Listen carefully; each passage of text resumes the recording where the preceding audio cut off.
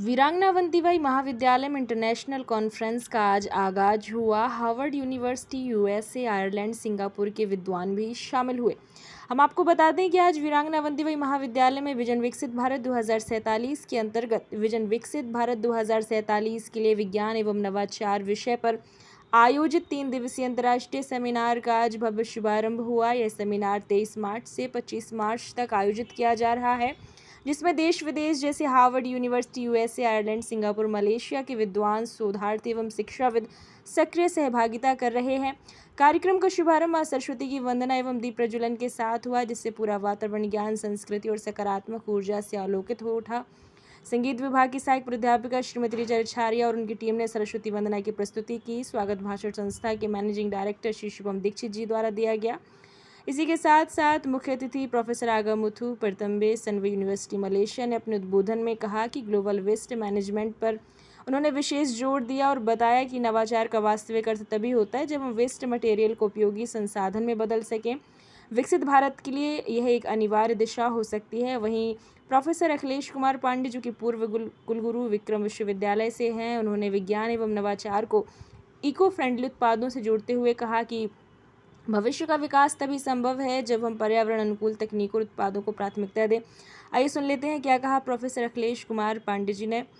सबसे पहले तो मैं महाविद्यालय को बहुत बहुत धन्यवाद देता हूं और उन्हें बधाई भी देता हूं कि एक ऐसे क्षेत्र में जो एजुकेशन में अब बहुत आगे नहीं है, ऐसे क्षेत्र में उन्होंने इस कॉन्फ्रेंस को ऑर्गेनाइज किया, जिसमें बच्चों को एक बहुत अच्छी अवसर मिलेगा जहां वो अपनी बातों को रख सकें। इस कॉन्फ्रेंस में आज विकसित भारत में युवाओं का क्या रोल हो सकता है, उस पर विशेष रूप से साइंस में क्या शोध हो सकते हैं, कैसे साइंस को जो है विकसित भारत में उपयोग में लाया जा सकता है, इसके ऊपर बहुत विस्तार से चर्चा। अभी आपने सुना प्रोफेसर अखिलेश पांडे जी, जो कि पूर्व कुलगुरु हैं विक्रम विश्वविद्यालय के। इसके पश्चात प्रोफेसर जेपी मिश्रा जी ने युवाओं के लिए महत्वपूर्ण संदेश देते हुए कहा कि आज के समय में केवल डिग्री ही नहीं बल्कि स्किल की आवश्यकता है। स्किल के साथ स्किल डेवलपमेंट ही सफलता की कुंजी है।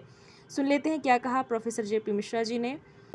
ये राष्ट्रीय सेमिनार था, संगोष्ठी थी, जो विज्ञान, टेक्नोलॉजी और उद्यम और नवाचार पर केंद्रित थी। और ये बहुत बड़ा मैसेज देश में जाएगा, क्योंकि ये इंटरनेशनल कॉन्फ्रेंस है। विदेशी जो विज्ञानी लोग हैं वो इसमें शिरकत कर रहे हैं। इस अवसर पर संस्था के डायरेक्टर डॉक्टर अशोक दीक्षित जी द्वारा एक छोटे से शैक्षणिक प्रयास से लेकर आज वीरांगना अवंतीबाई ग्रुप ऑफ एजुकेशन जैसे विशाल संस्थान की स्थापना तक की प्रेरणादायक यात्रा को सभी अतिथियों ने सराहा। यह उदाहरण युवाओं के लिए निश्चित रूप से प्रेरणा का स्रोत बन रहा है।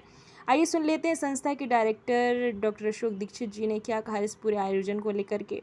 आज हमारे यहाँ अंतर्राष्ट्रीय संगोष्ठी साइंस इनोवेशन विकसित भारत 2047 पर आयोजन हुआ है। इसमें हमारे देश विदेश से बहुत सारे ऐसे अतिथिगण आए हैं जिनमें साइंस और इनोवेशन पर बहुत सारे कि हम अपने भारत को 2047 तक किस रूप में ले जाना सकते हैं, इसकी आधारशिला करीब 100 वर्ष पहले जब हमारा देश आज़ाद हुआ होगा, उस समय किसी न किसी, जैसे अभी हमारे कुलपति थे, पूर्व कुलपति थे अखिलेश पांडे जी, उन्होंने बताया था 1947 के पहले हमारे स्वामी विवेकानंद जी ने एक आधारशिला और इसके बारे में बताया था कि 2047 तक 100 वर्ष में हम अपने भारत को पूरा विकसित राष्ट्र बना कर देंगे। इस पर हमारे कुलपति महोदय छत्रसाल विश्वविद्यालय बुंदेलखंड के डॉक्टर राकेश कुशवाहा जी भी आए थे। मलेशिया से